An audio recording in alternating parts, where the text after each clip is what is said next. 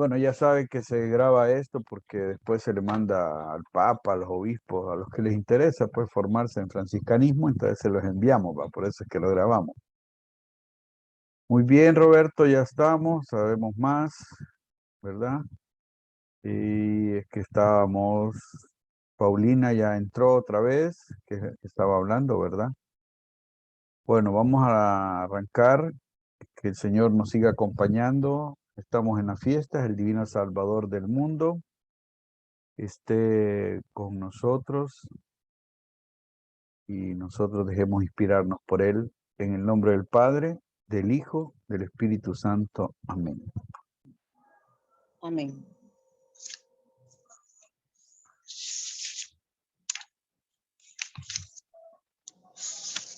Muy bien. Bueno, aquí creo que ya pueden ver la pantalla, ¿verdad? Sí. Bueno, ahí ya notaron que se trata de la pobreza en el carisma francisclariano, ¿verdad? Esa es la idea del truco este. Vamos a comenzar a presentar en lo que sigue de las jornadas. Ustedes son el segundo año. Vamos a presentar todo lo que son los aspectos esenciales del carisma. O sea que aquí es donde hay que entender ya una nueva lectura. El carisma es lo que va a empujar Francisco y Clara, ¿verdad? Que surge de ellos dos también. Y en esta parte pues hablaremos más de Francisco que de Clara en su sentido de pobreza, pero nos va a dar más a hablar de Francisco en la propuesta que él nos generó, que él hizo, que él dio posibilidad a que se diera todo este carisma. Un carisma es la fuerza del espíritu, el don dado en la iglesia y al mundo. Bueno, Francisco de Asís es memoria y profecía en la iglesia y el mundo. Yo le llamo así, memoria y profecía. Ese hombrecito que decidió seguir a Cristo, al Cristo de los evangelios, desde el lugar de los pobres y leprosos, en la periferia geográfica y eclesial, dejándose llevar por el Espíritu y su santa operación. Esta es como, digamos, la ubicación, ¿verdad? Vamos a hablar un poco de la pobreza en el carisma franciscano, es decir, la pobreza desde Francisco de Asís, la fraternidad de los hermanos menores que constituyó y el recorrido existencial que incluye sus escritos, gestos y opciones de vida evangélica.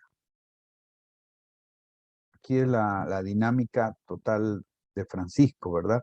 Y aquí tenemos la de Giotto, la foto de la pintura de Giotto, donde Francisco se despoja y se entrega, bueno, el obispo lo acoge ahí, pero después tomará su rumbo propio Francisco.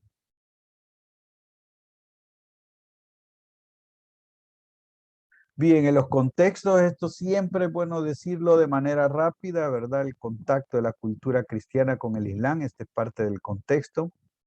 Aquí entran la filosofía, la medicina y la religión. O sea, hay un encuentro filosófico. Algunos historiadores plantean de que empieza a influenciar más la filosofía aristotélica porque esta entra por el lado de Turquía, de los musulmanes, de estos intercambios que van a generar también las cruzadas, aunque son acciones bélicas.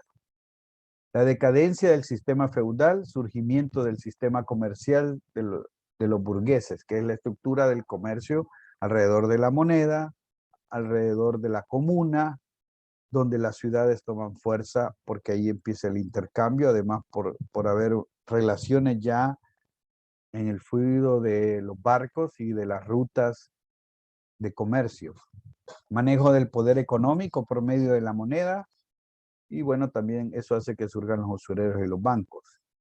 El cambio de gobierno, porque el señor feudal a la comuna, al sistema basado en la ciudad, cambio del movimiento rural a la ciudad, centrado en el intercambio comercial. Eso no quiere decir que lo rural deja de existir, no, para nada, sino se define más el movimiento comercial o las decisiones económicas desde la ciudad, desde la comuna, desde estos artesanos que empiezan a dominar el comercio.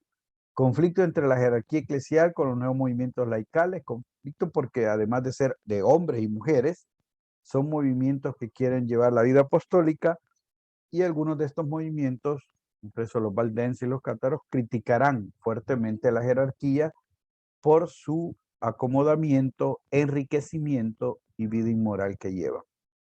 A esto se les llamará herejes. Los campesinos quedan sin el feudo, sin el señor feudal o la estructura que genera una relación de señor y siervo y no tienen poder adquisitivo para el comercio. O sea que si el campesino estaba dependientemente como siervo del señor feudal, que después lo va a seguir siendo, porque si no puede pagar la liberación, no puede entrar, no puede ser un ciudadano libre, eso va a durar mucho tiempo.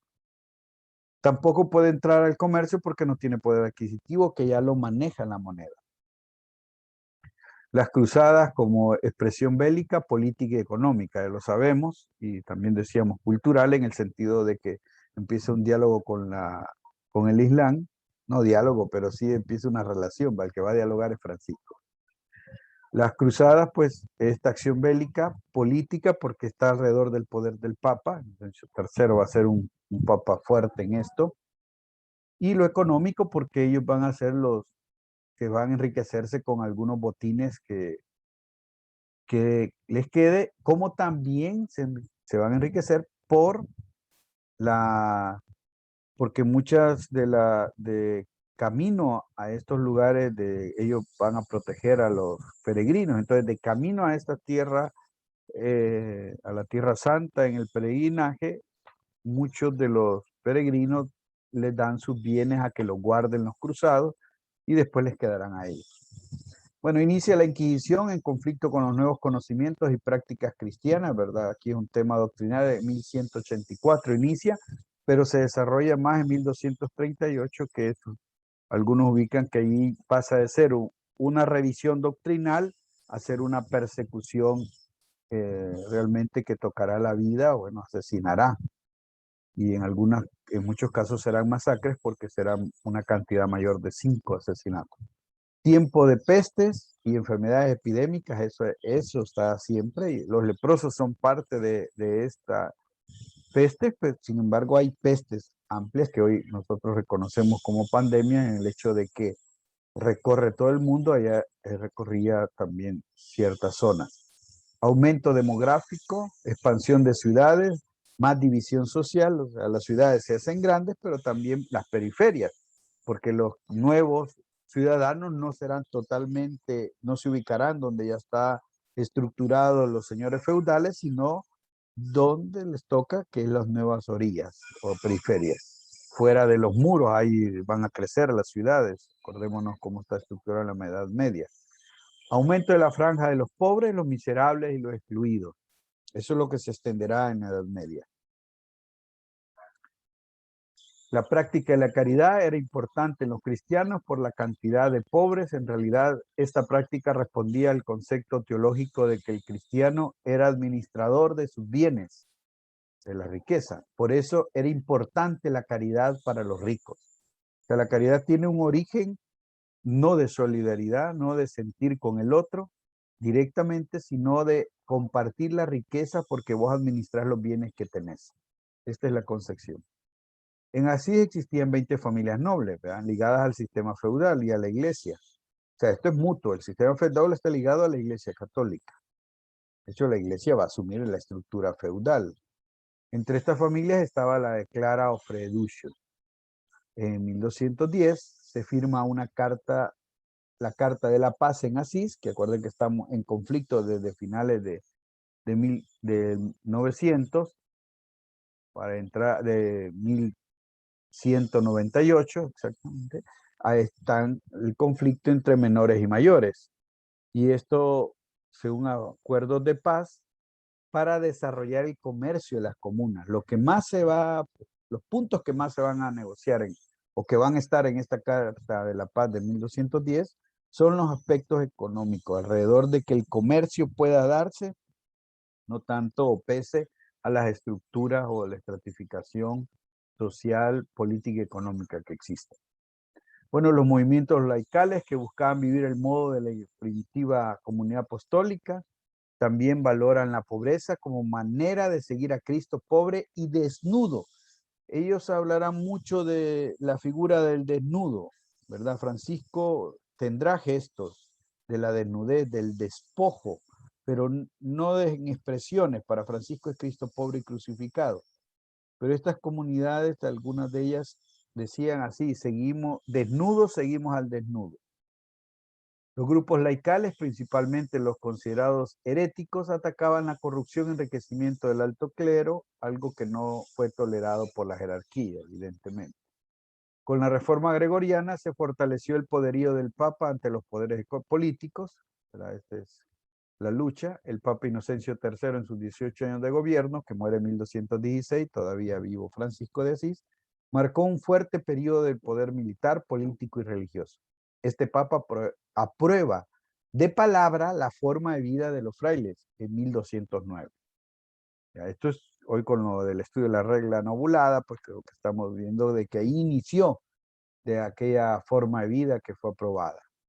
Los movimientos mendicantes, franciscanos y dominicos eran la expresión de la renovación de la iglesia en este momento, de manera oficial o de manera determinada por el Papa, ¿verdad? Porque sí había mucho movimiento laical. Y estos se originan como mendicantes fuera de los monasterios, es decir, hay que recordar que los monasterios es la estructura propuesta para hombres y mujeres de la vida, aparte de la vida canónica de los clérigos, obispos y todo, eran los monasterios. Los monasterios tienen una estructura feudal. Estos movimientos mendicantes van a estructurar una vida más dinámica, que tiene sentido con los cambios socioeconómicos que se están dando y políticos de lo rural al urbano, es decir, a la ciudad. Y vamos a entrar a la experiencia personal de Francisco de Asís. Bien, ¿alguna inquietud sobre este contexto que ya lo han escuchado varias veces? Ya lo tendrían que saber al hilo, o cada vez que queramos abordar algo franciscano, no hay, desde Francisco y Clara no hay que perder el contexto. Y ya lo he dicho yo en otros momentos, la espiritualidad es lo más histórico y encarnado que puede haber, porque surge de seres humanos concretos. En este caso, para nosotros la espiritualidad o carisma franciscano o francisclariano surge de Francisco y Clara, que tienen un determinado tiempo, época y concreción. Escucho algunos comentarios.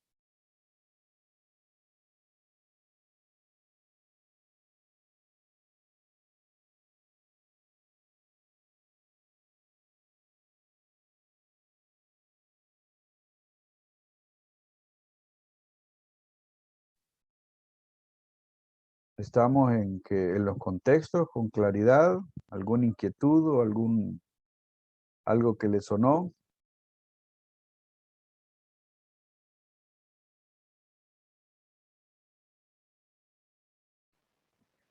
Yo, Fray, solo quisiera que, bueno, no, quizás me perdí un poco en la práctica de la caridad, como los ricos practicaban la caridad, pero un poco creo que me perdí, no estaba tan atenta en el momento. Y si me lo puede explicar porque quiero entenderlo. Bien, lo que sucede es que hay una concepción de administración de los bienes, teológicamente. Entonces el ser humano, la persona administra los bienes que el Señor le ha dado. Entonces la riqueza no le pertenece, sino que tiene que ser administrada. Y en esa administración, o sea, así como está estratificado, si hoy en día también la estratificación define quién tiene riqueza y quiénes no, o sea, los empobrecidos, la mayoría, la clase media y la clase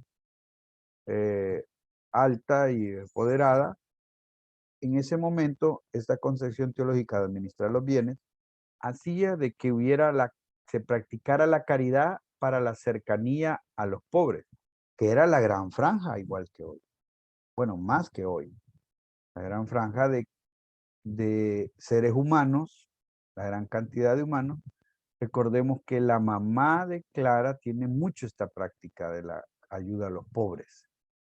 Pero esto lo hacía en la clase con poder económico adquisitivo, y otra manera de donar era la iglesia, que era la mediación también, que después lo mediaban por la indulgencia. Pero sí tengamos presente que era una acción de la caridad dada por la práctica de los que tenían riqueza y ejercían caridad hacia los pobres. Esto es un poco un planteamiento que hace un fraile que hizo el estudio socioeconómico del tiempo de Francisco y algunas de las prácticas de esa época.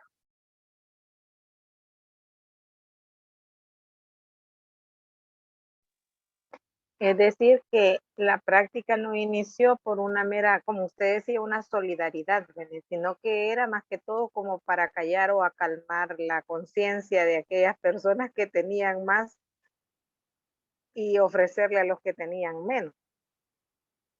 Bueno, también sí, tiene todo un proceso. Ya si lo vemos en la iglesia, recién el Papa Francisco usó una expresión de decir, no hay, cuando él empezó a hablar de la misericordia y la caridad con el año, entonces retomó estos términos y habló de que no hay que ejercer la caridad a la carta, le llamó él. O sea, como que actuamos, ¿qué quiere que le demos? Eso le damos y ya me desconecto. Y por eso es que la solidaridad, que vamos a ver que nosotros podríamos hablar de sensibilidad, de empatía y afectividad, como va a hablar Francisco, es sentirme involucrado con el otro que está afectado, con el otro más despojado que yo. En eso habría solidaridad.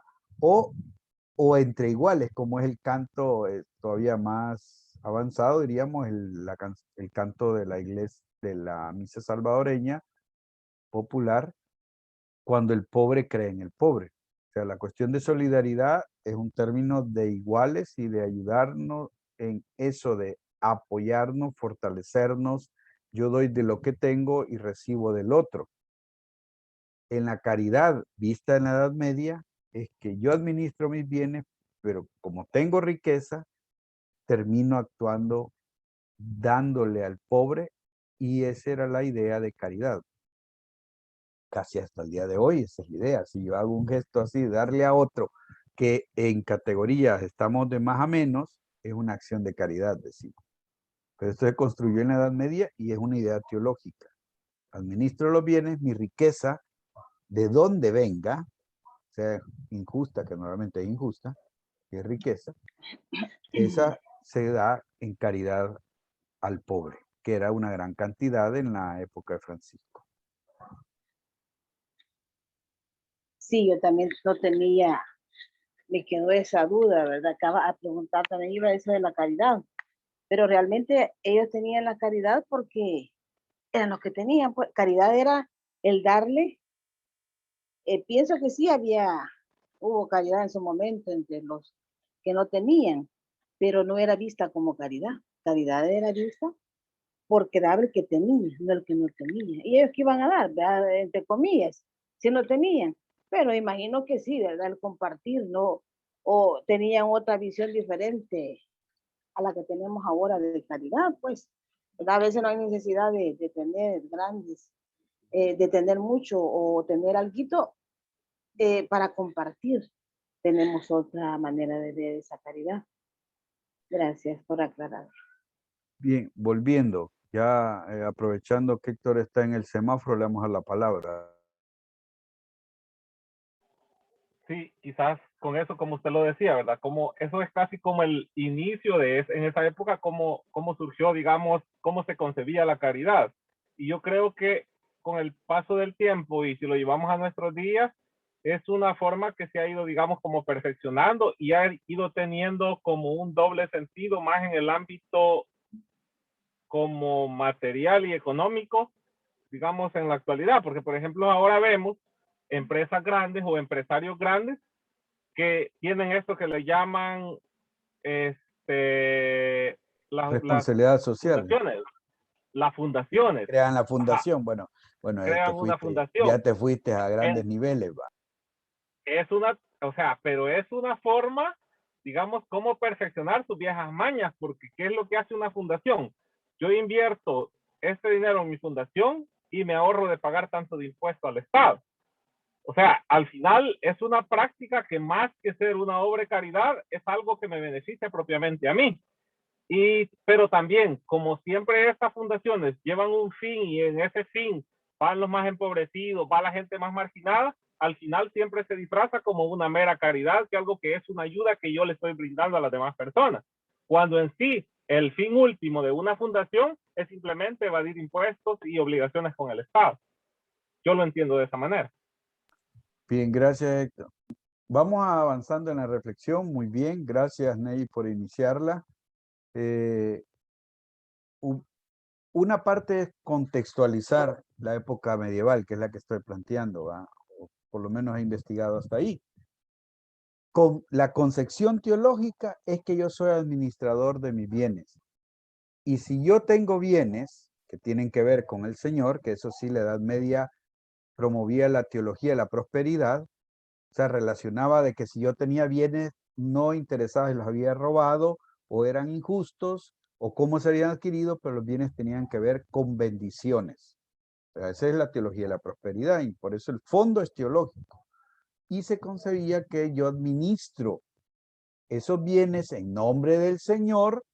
Entonces, una manera es la caridad era darle a los pobres. En la Edad Media esa era. No estamos en niveles de compartir, de solidaridad. Esos son niveles así. La caridad es así.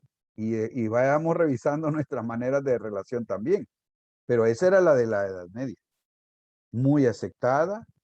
Y por eso el gesto que quedó marcado de la moneda de dar así. De una expresión de dar. Es interesante hasta los gestos. Cuando hay uno así que pide y es lo que se da. Es de arriba a abajo. Pero en la Edad Media estaba muy definido el que una manera de que se fuera el dinero, y acuérdese que ya se empezaba a mover el dinero, la moneda, recordemos, era que terminara en los pobres. Vamos a lanzar a Francisco con esto de la caridad, creo que nos ilumina mucho y las relaciones que estaban dándose para el modo como él va a plantear lo de la pobreza. Vamos para esa ruta. ¿Seguimos, les parece? Muy bien. Y aquí nos habíamos quedado la experiencia personal de Francisco de Asís, el hijo de uno de los grandes mercaderes, o sea que él no está en el sistema. No estamos en el sistema, no está del lado feudal, ¿verdad? Que emergían en el nuevo modelo económico comercial, que lo dominaba el poder adquisitivo de la moneda como valor de cambio mercantil. Francisco experimenta un cambio en su vida. Después de vivenciar o experimentar la miseria, la enfermedad y la cárcel, al estar preso un año. O sea, todo eso se está moviendo, además de estos escenarios de fotos que vemos ahí, o estas pinturas que estamos contemplando. Bueno, esto es lo que se da en la crisis, ya lo hemos visto estas fotos de la película. Hay una guerra, hay una cárcel, hay enfermedad, hay soledad, hay silencio, hay miseria, todo eso va a estarse vivenciando en Francisco. Aparte de que él participó y practicó la violencia. Además de haber visto la muerte, él también ejerció la violencia. Todo esto está de fondo en Francisco de Asís. Entonces él empieza a experimentar un encuentro consigo mismo. Los bosques, las ermitas y cuevas son sus lugares de encuentro, de estar él, el sueño cuando va de camino a la otra guerra local, ¿verdad? Spoleto, y le dice el sueño, escucha a quién quiere servir, al Señor o al siervo. Bueno, yo al Señor, entonces reacciona. Es un poco, y comparte con los pobres y mendigos, conflicto familiar, el despojo de su estatus ante su padre y obispo, y también encuentro con el leproso, crucifijo de San Damián, con el evangelio. Todo esto va a marcar una dinámica diferente en Francisco, que está en los inicios.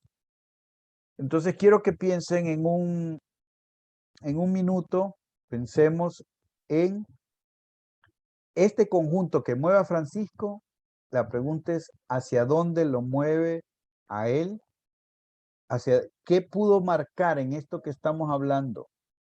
Quiero que lo piensen, lo escriban si pueden. ¿Qué pudo marcar en Francisco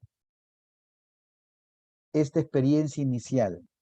Vayamos intuyendo qué se está tejiendo con el encuentro leproso, las ermitas, las cuevas, los bosques, esta soledad, encontrarse con los pobres del camino, a ayudar ante San Damián, escuchar al crucifijo de San Damián, reconstruye mi iglesia. Ya, el tema que está de fondo lo hará con dinero, sin dinero, el despojo, toda esa lógica en Francisco. Pensémosla en un minuto, escribámosla si podemos ahí donde estamos, recreemos.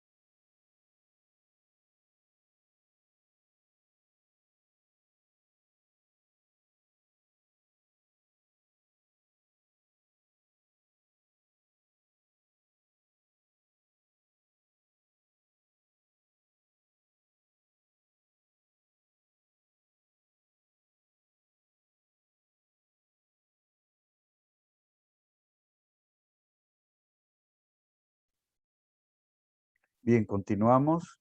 Yo lo tenía que atender un cliente, ¿va? Tenemos presente lo que pudo haber movido en Francisco esto. Pero Francisco comienza a tener seguidores. Estos quieren vivir evangélicamente como él, llevando una vida sencilla, pobre e itinerante, anunciando el evangelio. Estos primeros laicos y sacerdotes tenían que despojarse y dar su riqueza a los pobres, para luego seguir a Cristo pobre y crucificado. Está eso en la regla no bulada, capítulo 2, igual quedó en la regla bulada, capítulo 2. El despojo y el dárselo a los pobres para seguir. Y la inspiración propia de Francisco es vivir sin propio.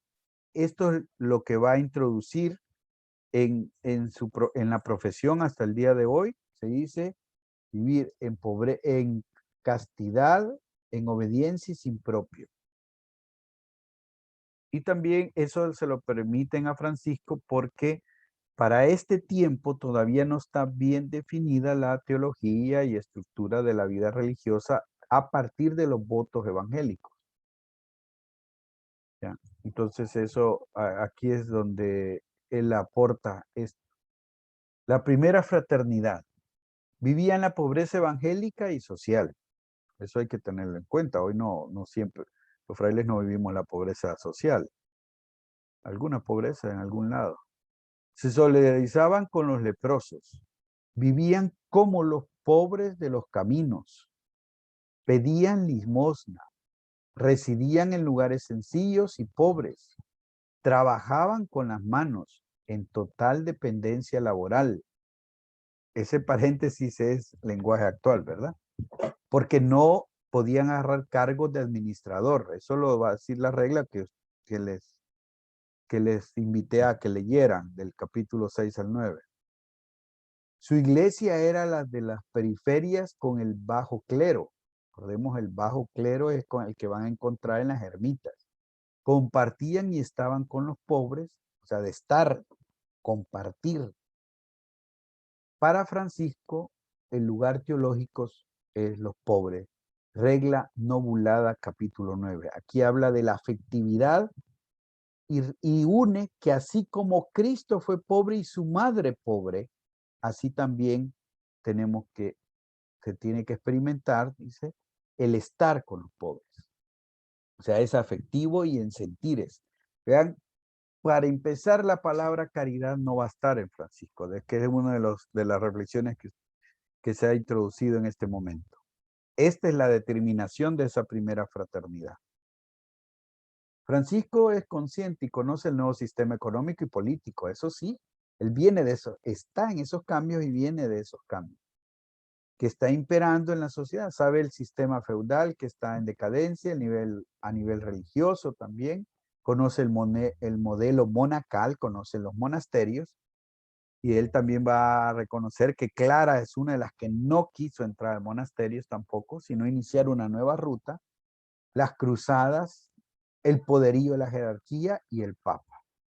Todo esto lo conoce muy bien Francisco. Y lo conoce y es consciente en el momento de que él está actuando. Entonces, este movimiento crea una fraternidad que él va a llamar de hermanos menores. Y que Jacobo de Vitry, aquel cardenal francés que pasó por Spoleto en 1216, va a escribir que en aquellas tierras, ¿se acuerdan? Ya lo hemos visto, vio y conoció a unos laicos y clérigos que se despojaban de los bienes materiales y seguían a Cristo pobre, viviendo la vida de los apóstoles. Estos en los hombres se llamaban hermanos menores y en las mujeres hermanas pobres y menores. Eso es lo que va a decir Jacobo de Vitry. Pero esta es la fraternidad, una fraternidad sin poder político, económico y eclesial. Los hermanos menores en sus inicios no tenían ningún beneficio político, ni económico, ni eclesial, o sea, no ejercían lugares de obispo. Ya, esto del obispo, incluso cuando Francisco en la carta le va a decir a Antonio, mi teólogo y obispo, no está refiriéndose, no se tiene claridad que San Antonio haya sido obispo, sino era una manera reverente de hablarle de Francisco así. Una fraternidad que está con los pobres y mendigos, que se identifica con ellos, viven en sus lugares y visten como los campesinos. O sea, el hábito sabemos que es penitente, después va a ser el hábito que es un sayal en forma de cruz, pero que tiene su color, de acuerdo a los colores, tiene el color con la vestimenta, el tipo de tela que van a usar los pobres. Ya. Hoy el hábito es religioso, es un estilo, ¿verdad? Que da. Una fraternidad que con Francisco oran en los bosques, en las cavernas, en los peñascos, en lugares donde no hay infraestructura material, despojados en el bosque, ahí crean los eremitorios. Los eremitorios no son hoy, lo que hoy son una casita que nosotros tenemos o que donde podemos ir cómoda. No, es los bosques, es encontrar un lugar donde orar. Y los primeros que construyeron, que es en la Verna, son pequeñitos y ya son para el tiempo de más o menos de San Buenaventura, un poco ahí. O sea, no se construye nada en tiempos de Francisco. Una fraternidad que la mueve el Evangelio, seguir las huellas de Cristo pobre y crucificado y de la madre pobre. Eso lo va a relacionar siempre, el Cristo crucificado y la madre pobre. La Eucaristía es una experiencia de minoridad, pobreza y humildad.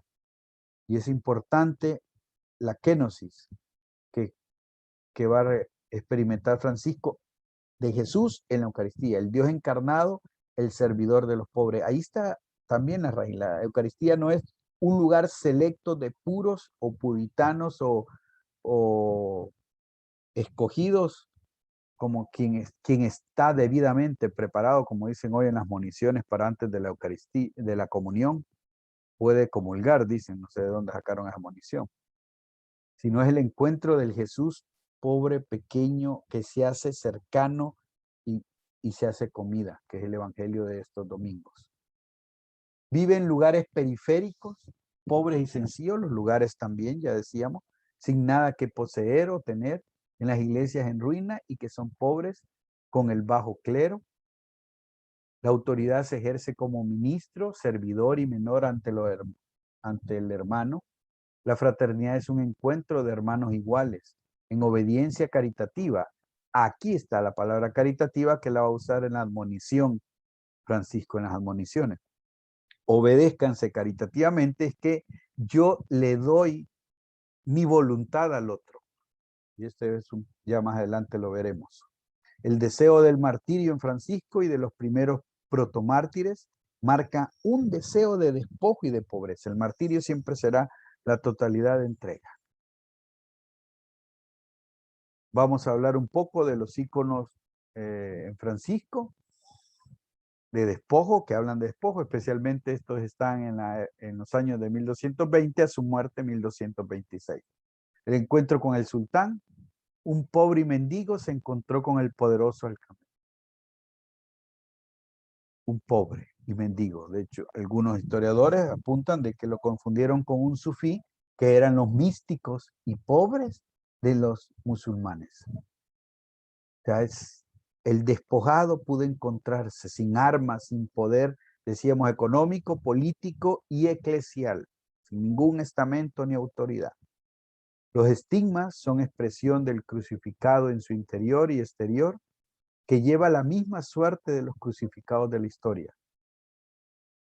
Los estigmas es una experiencia mística, pero es interna y externa en su cuerpo, pero en la historia está unido a los crucificados, a los que no cuentan, a los que son condenados. Grecio es la celebración del Belén, el Dios encarnado, y eso se va a dar en la misma 1224. Francisco celebra este misterio de fe, la kenosis de Dios en Jesús. Pero esa kenosis, ese abajamiento que dice el texto teológico de Filipenses, el himno en el capítulo 2, es el mismo que él experimenta en la Eucaristía, decíamos. El cántico de las criaturas, la tilde ahí, se relaciona como hermano y desde su ser de criatura con las criaturas. Es uno más, es un hermano, la hermana agua, el hermano viento, es hermanado, no es un conquistador ni usa el bien natural, la criatura, el ecosistema no lo ocupa como mercancía. Él es despojado y por eso sale el tema de predicarle a las aves. Hablamos de predicar a las aves. Es que está hablándole, es una relación diferente, no de atentado contra los animales. Francisco muere sin poder canónico y recordemos que él ya para 1220 son otros frailes que están gobernando. Y ya cuando él muere es Fray Elías. No hay autoridad. Por eso la regla bulada tiene mano hasta posiblemente del Papa, de obispos, de canónicos. Él muere sin reconocimiento y honores. Hay que recordar la verdadera alegría, el sentido de la verdadera alegría, que toda una comparación de esos últimos años de Francisco. Muere y pide cantar y orar, meditar el evangelio, aquella cena del Señor, morir desnudo en la tierra. Y aquí me faltó decir que pide estar con las clarisas, se bendice, va a donde las clarisas, lo llevan enfermo, ya no se puede él definir, su voluntad está tirada. Por eso en el cántico va a decir, los que sufren enfermedad y tribulación en paz, es él el despojado eternamente. Y a la vez pide que llegue su amiga Jacoba en este momento. La pobreza expresada en la forma de vida de los hermanos menores la encontramos en la regla nobulada. Bueno, la encontramos en las dos, pero yo cito la regla nobulada, como es la que estamos estudiando estos 800 años. El primer paso es el despojo de las propiedades, riquezas materiales y títulos honoríficos. Eso lo dice el capítulo 2, ya lo cité que está también en la regla bulada. El modo de ser autoridad desde el servicio de menor, no como prior, sino como servidor. Prior, si lo tienen los dominicos, aunque los dos fueron movimientos mendicantes, en el caso de los franciscanos, no es prior, es servidor, es ministro. El trabajar en la sociedad sin tomar cargos de jefe.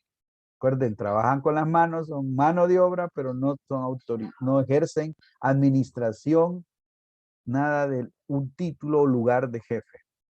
No recibir dinero, no entrar al sistema mercantil. Esa es la lógica de Francisco, clarísimo. La limosna, símbolo y gesto de ser menores con los menores. La regla nobulada 9. La itinerancia, libres y pobres se anuncia el reino de Dios. Incluso ahí el evangelio que cita en la regla nobulada 14 es en esa actitud. Los hermanos menores no cabalguen, no anden en caballo. Es un gran símbolo en la época.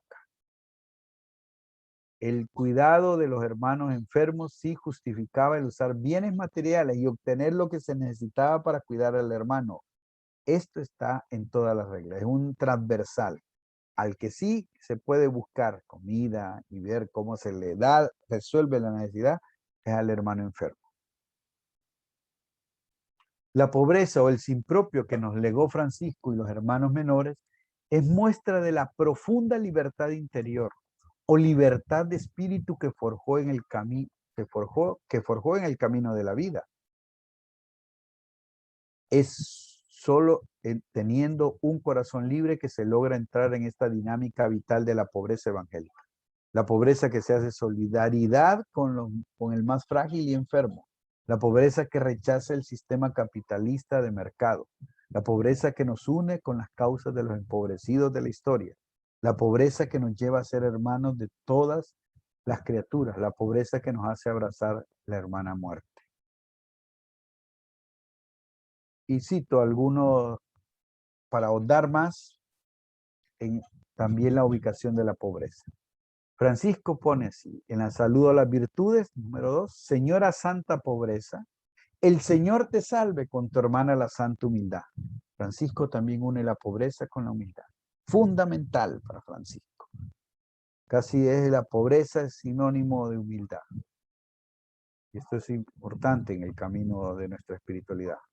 Dichosos los pobres de espíritu. Cuando él habla de esto en la admonición 14, porque de ellos es el reino de los cielos, que es cita el de Mateo, pobres de espíritu. Se acuerda que en Lucas 6 va a ser pobres nada más. Y hay muchos que perseveran, estoy leyendo la admonición, en la oración y en los divinos oficios, y hacen muchas abstinencias y mortificaciones corporales.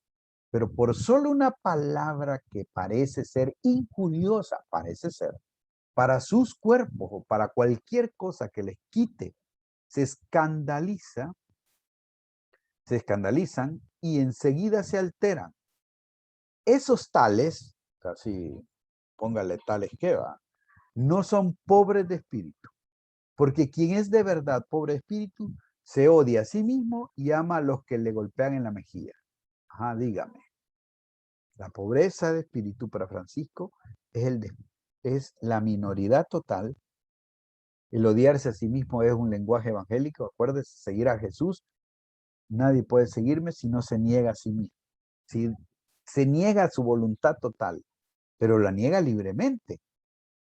Y ama a los que le golpean la mejilla. ¿Quiénes te golpean la mejilla? El enemigo. Es como decir, orar por los enemigos, amar más allá del que con el que yo me siento amado y amada. En esa es la línea de los pobres de espíritu. Y la kenosis de Cristo, que Francisco va a hablar, dice: oh admirable celsitud y asombrosa condescendencia, oh humildad sublime, oh sublimidad humilde, pues el Señor del universo, Dios e Hijo de Dios, de tal manera se humilla que por nuestra salvación se esconde bajo una pequeña forma de pan. Vean, hermanos, la humildad de Dios y derramen ante Él sus corazones. Humíllense también ustedes para que sean ensalzados por Él. Por consiguiente, nada de ustedes retengan para ustedes, a fin de que reciban todo enteros el que se ofrece todo entero. Esto está en la carta a toda la orden, numerales 27 al 29. De la kenosis de Jesús, que se experimenta la humildad, la humillación, pequeñez de Jesús en la Eucaristía, en esa forma de pan, también nos invita a que nosotros nos humillemos para ser ensalzados, seamos humildes. Y nada de retengamos para nosotros, porque así enteros nos vamos a ofrecer al que entero se dio, que es Jesús. Esta es la profundidad teológica y de espiritualidad de Francisco. Y el himno que algunos franciscanólogos consideran de la santa pobreza está en la regla Bular 6. Los hermanos nada se apropien, ni casa, ni lugar, ni cosa alguna.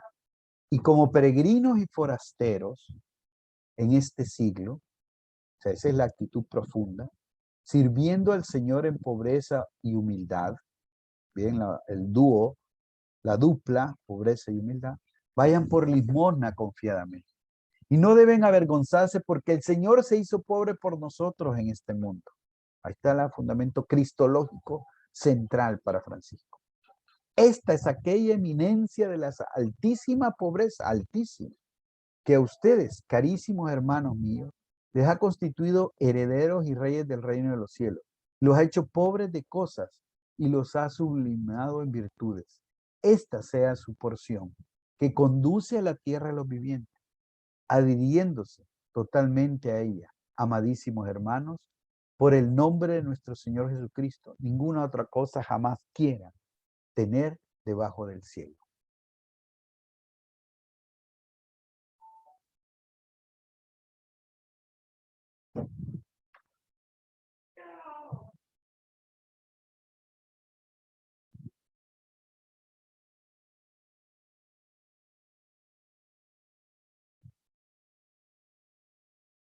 Bien, ¿están vivos?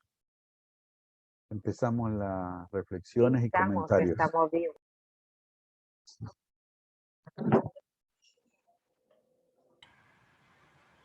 Es bastante contenido, no sé cómo sienten, piensan el enfoque de lo que tanto hablamos de la pobreza, que es parte de nuestro carisma.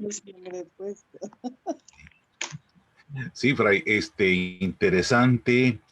La kenosis, que eso creo que es una palabra griega que está asociada al desprendimiento, al anonadamiento, que es el hacerse nada. Entiendo yo que por ahí va la cosa, ¿verdad?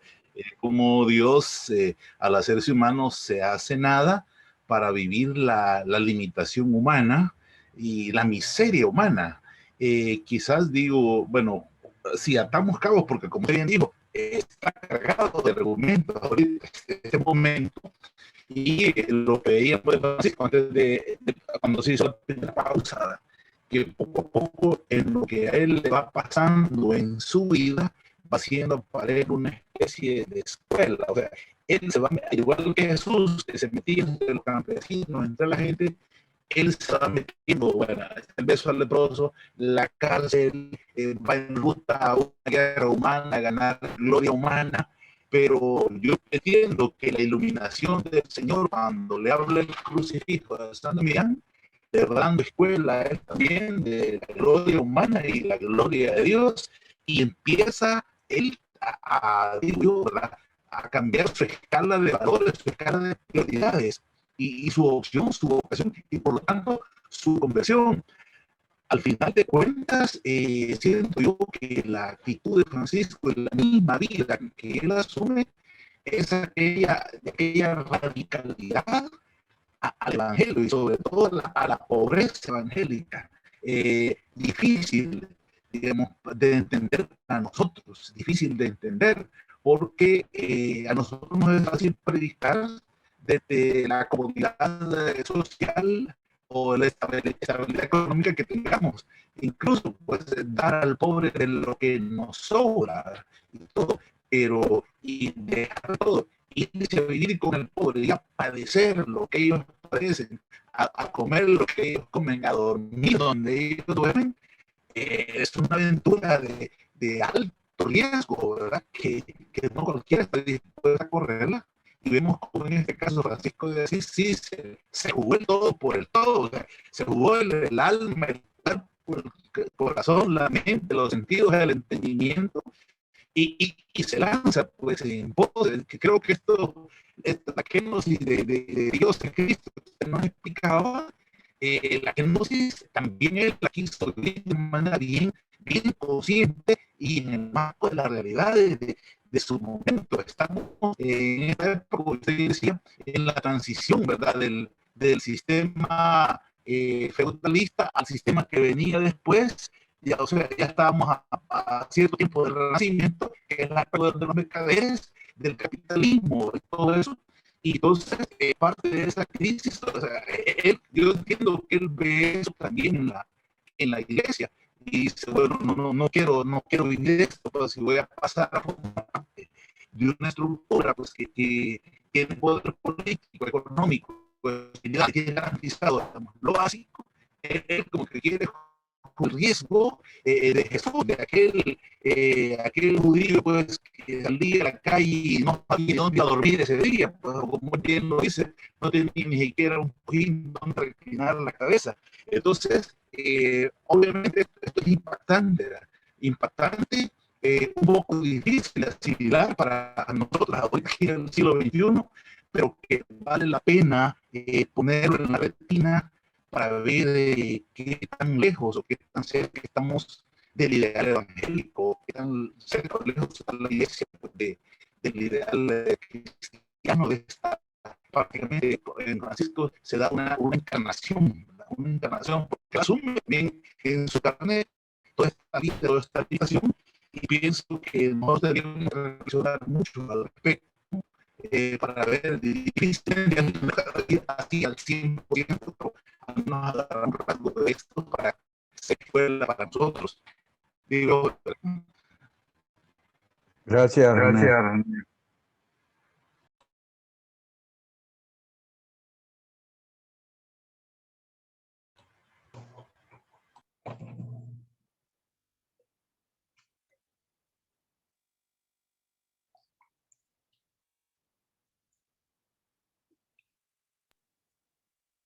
Bueno, no sé si puedo participar yo en una parte. Usted nos dijo, ¿Cómo no háganse puede una participar? Claro pregunta, que sí, háganse va. una pregunta, dijo.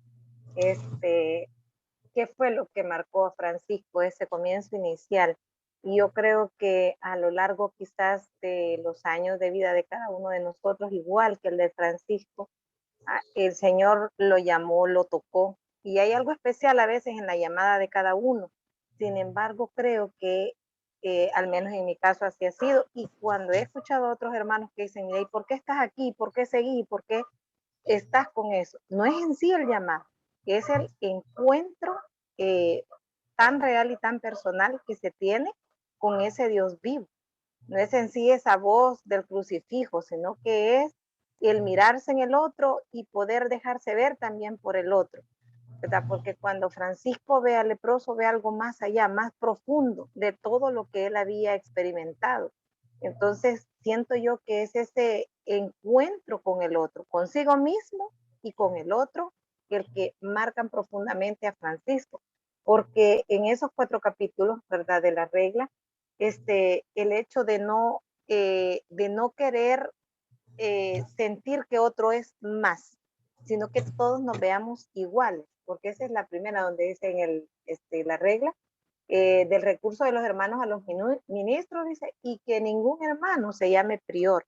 O sea, tratando de que todos estemos al mismo nivel, que no haya uno que se sienta superior o que los otros sientan de que el otro es superior, ¿verdad? Entonces, eh, siento yo que al venir recapitulando cada una de las cosas y de la forma de esa pobreza, ¿verdad? Que es una pobreza que no llama de que sean pobres como yo, siempre hace el llamado, ¿verdad? Ser pobres y humildes, así como se mencionaba ahí, creo que yo había copiado, pero no me recuerdo. Sí, en el capítulo 9, donde dice la humildad y la pobreza de nuestro Señor Jesucristo, ¿verdad? Él siempre remarca eso. O sea, el Evangelio como lo principal, como el objetivo último de nosotros, ¿verdad? Entonces considero de que esa pobreza, ese servir, ese trabajar, todo lo que encierran esos 4 capítulos, considero yo que son como la base fundamental todavía que nos debería de perseguir hasta ahora, o que nosotros deberíamos de perseguir, ¿verdad? Porque hay una parte donde me da risa a mí porque me recuerdo mucho de cuando uno estaba pequeño, ¿verdad? Que le decía, mire, esté ocupadito para que el enemigo no lo haya desocupado, porque si no ahí se le va a venir y se le va a atravesar un mal pensamiento, ¿verdad? Y entonces, y en el capítulo 8 dice, la ociosidad es enemiga del alma, dice, por eso los siervos de Dios deben de perseverar siempre en 2 cosas, dice, en la oración y en alguna obra buena. Y siempre dice que si hacemos una obra, algo así como que suden, y a mí me dio risa, ¿verdad? Porque a veces consideramos nosotros que hacer una obra buena es esto, lo que decía, ¿verdad? Dar. Y no es eso a veces la obra buena. Implica mucho más. Hay un esfuerzo, porque entonces no es obra buena, decía mi abuela, si no te cuesta y solamente venís y lo sacás y lo das, no es obra buena. Tiene que costarte para que realmente sea una obra que edifique no solamente a la persona que está haciendo la obra, sino que también al que recibe esa obra, solamente. Gracias, Ibis. ¿Quién más quiere aportar? Hola, Fray, buenas tardes. Buenas tardes. Paz y bien a todos. Pase bien. Pues justamente, Manifiéstese, Marvin. qué gusto escucharlos y verlos también. Con este tema de la práctica de la caridad y me recordaba y fue por esto que yo he faltado estos clases atrás y esto de la pandemia, aquí en la parroquia en San Juan de Unalco vino una ayuda de Ágape. Entonces estuve colaborando esos sábados que falté con esta hermana que trajo esta ayuda. Vino también el hermano Manolo a entregar estas ayudas. Entonces participé, ¿va? Y en realidad la necesidad de la gente fue como cuestionante, ¿va? Igual, no sé si ustedes pudieron apreciar a tanta gente pidiendo en las calles en este tiempo de la pandemia. Y era como bien difícil, o sea, el hecho de como congregaciones religiosas y a la misma vez franciscanas, saber y quizás preguntarnos dónde estamos para ayudar a esta gente como Francisco lo hacía. Entonces me llamaba bastante la atención lo que Fray decía aquí, una fraternidad que está con los pobres y mendigos que se identifican con ellos. Entonces, ¿dónde estábamos nosotros como congregaciones religiosas o diferentes ramas que Francisco ha dejado, ha fundado? Entonces, eso es lo que me llamaba mucho la atención a mí. Gracias, man. ¿Quién más quiere compartir?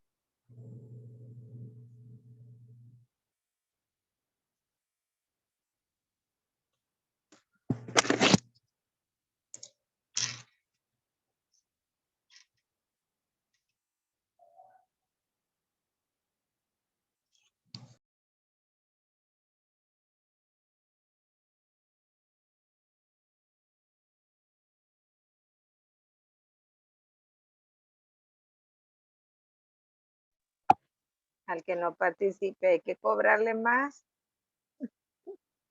Así bien, hermanos. Hola, Fray. Paz y bien, escuchamos. Bueno, eso me llama mucho la atención, ¿verdad? Sobre la pobreza. Pero a veces nosotros, a veces la confundimos, la pobreza, con que tal vez yo no me meto en nada, yo no veo esto, no veo lo otro. Eso es una pobreza.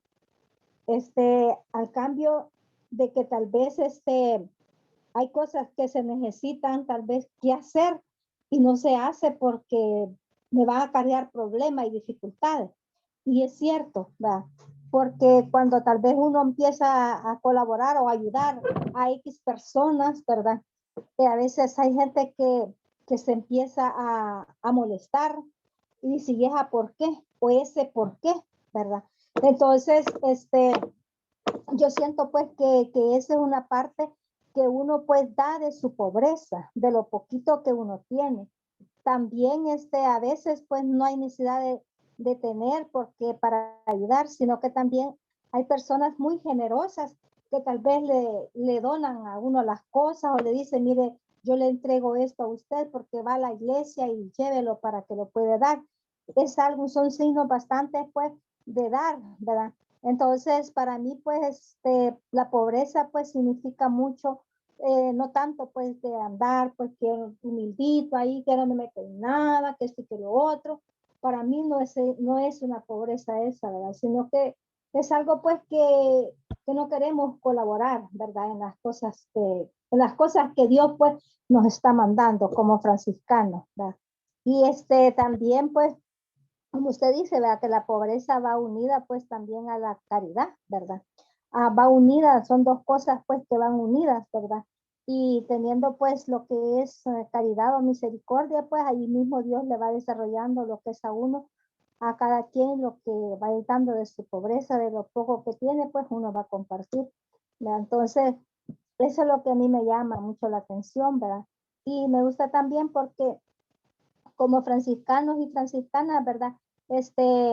No hay necesidad de tener abundancia para poder colaborar, sino que de lo sencillo que Dios nos ha regalado el día, ¿verdad? Ese día pues es lo que nosotros podemos darle al hermano, al que está a la par, al que sabe no que está con hambre, tal vez no hay necesidad de irse lejos, sino que su mismo pasaje lo tiene, ¿verdad? Entonces yo siento pues que eso también pues llama lo que es un poco de nuestra vida pues de pobreza que hay, ¿verdad? De que esto pues entiendo yo como pobreza. Gracias, mi hermano. Bien, hay que irnos, o sea, he tratado de presentar el planteamiento de Francisco de Asís, un poco como lo han investigado, como se han acercado los historiadores. Entra con nuestros marcos también que tenemos de pobreza, de caridad, como ven, conflictúa posiblemente. Aquí, por ejemplo, no hemos hablado de ideología y pobreza, es otro gran tema, pero partiendo de Francisco, por ejemplo, la que citaba Ibi, la regla no bulada 9, creo que lo alcanzan a ver, ¿no? Me dicen sí, ¿verdad? Leer ahí. Sí, se alcanza a ver. Dice así, todos los hermanos empeñense en seguir la humildad y pobreza, o sea, la dupla no es caridad y pobreza, en Francisco no, es humildad y pobreza de nuestro Señor Jesucristo, es el referente cristológico. Y recuerden que ninguna otra cosa del mundo entero debemos tener, sino como dice el apóstol, teniendo alimento y con qué cubrirnos, estamos contentos con eso. Esa es la sencillez, la austeridad, la simplicidad. ¿Con qué alimentarnos y con qué comer? Y esto es muy importante en estos momentos de una sociedad de consumo que busca consumir, producir para consumir. Y deben gozarse cuando conviven con personas de baja condición y despreciadas. Dos elementos. Gozarse, o sea, sentirlos, no actuar caritativamente. Con pobres y débiles, enfermos y leprosos, mendigos de los caminos. Ven todas las categorías que habían en tiempos de Francisco. Aquí son las categorías. Estas no cuentan para nada, porque son condición, en su condición y despreciable. Baja condición y despreciable. Y cuando sea necesario, vayan por limosna. Acuerda que vimos eso. Se une a esta categoría el ir por limosna. Y no se avergüencen, sino más bien recuerden que nuestro Señor Jesucristo, Hijo de Dios vivo, omnipotente, puso su faz como roca durísima. Y no se avergonzó. Este es el texto de Isaías de siervo de Yahvé. Por eso Francisco usa mucho los siervos de Dios. Esa es la lógica, la de siervo de Yahvé. Y fue pobre y huésped, y vivió de limosna, él y la bienaventurada Virgen y sus discípulos. O sea, puso ahí todos los grupos evangélicos. Y cuando la gente les ultraje y no quiera darles limosna, den gracias a ellos, a Dios, porque a causa de los ultrajes recibirán gran honor en el tribunal del Señor. Y sepan que el ultraje no se imputa a los que sufren, sino a los que infieren. Y la limosna es herencia y justicia que se debe a los pobres. Vean el concepto. Herencia y justicia. O sea, es evidente, Francisco sabe que hay pobres, hay empobrecidos por injusticia. Y que nos adquirió nuestro Señor Jesucristo. Y los hermanos que trabajan, tendrán una gran recompensa. Hacen que la ganen y la adquieran los que se las dan. Porque todo lo que dejaran los hombres en el mundo perecerá, pero el de la caridad y la limosna, aquí une la caridad y la limosna, que hicieron tendrá premio del Señor. ¿Quiénes? Los que dan. Aquí está hablando a los que dan y aportan y devuelven por justicia la limosna a los pobres, como decía ahí anteriormente. Y confiadamente manifiestan el uno al otro la necesidad, y ya entre los hermanos, y cada uno se cuide como hermano y como una madre cuidaría. O sea que la lógica de cuidarnos y ser hermanos tiene que ver con el despojo y la pobreza.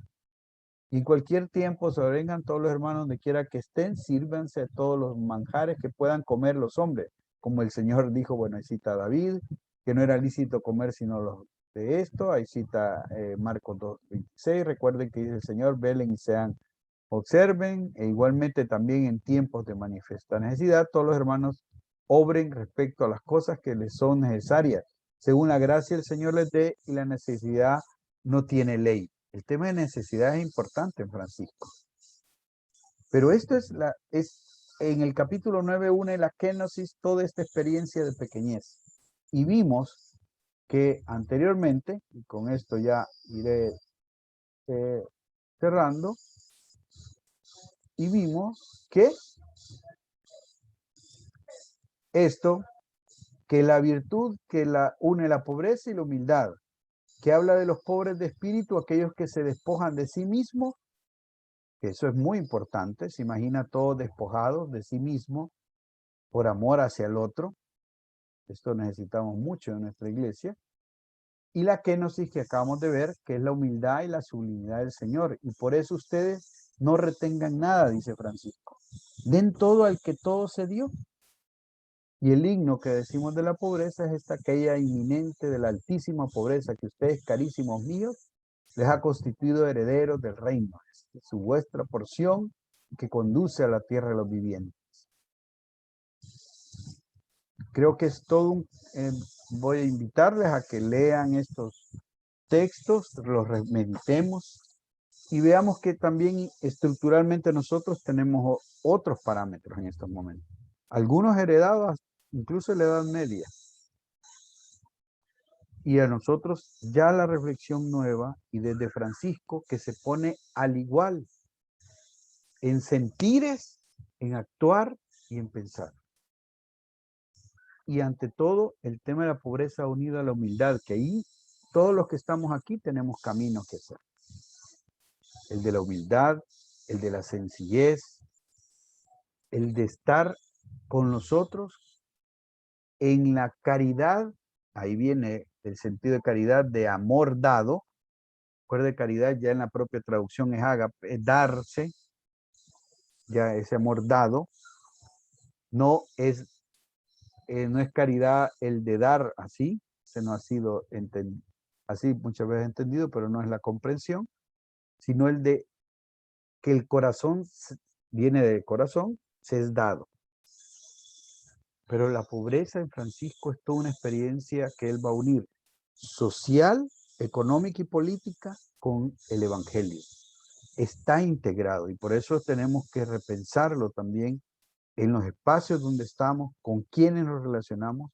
En el caso de nosotros los religiosos, a quién llamamos bienhechor, que es un buen tema importante, en quienes son, con quienes nos damos.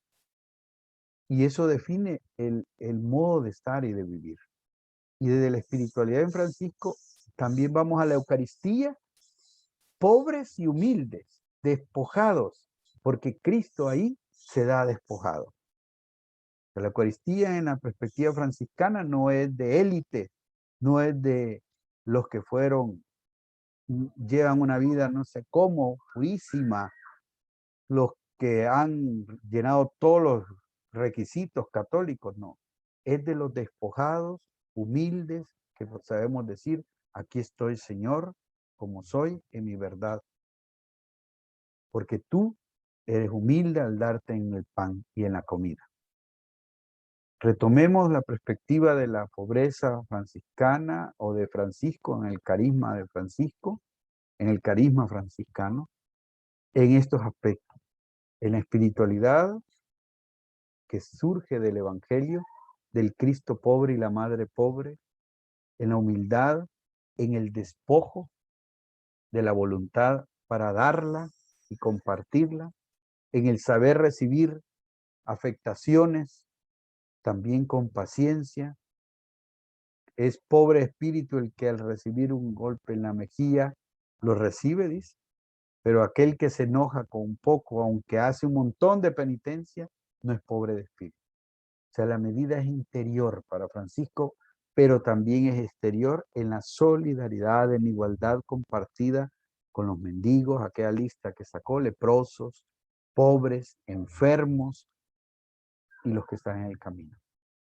Y que va a decir también los curas pobres, que es que si él viniera un ángel, dice en la admonición primera, y encuentro a un cura pobre, le beso la mano al cura pobre y no al ángel.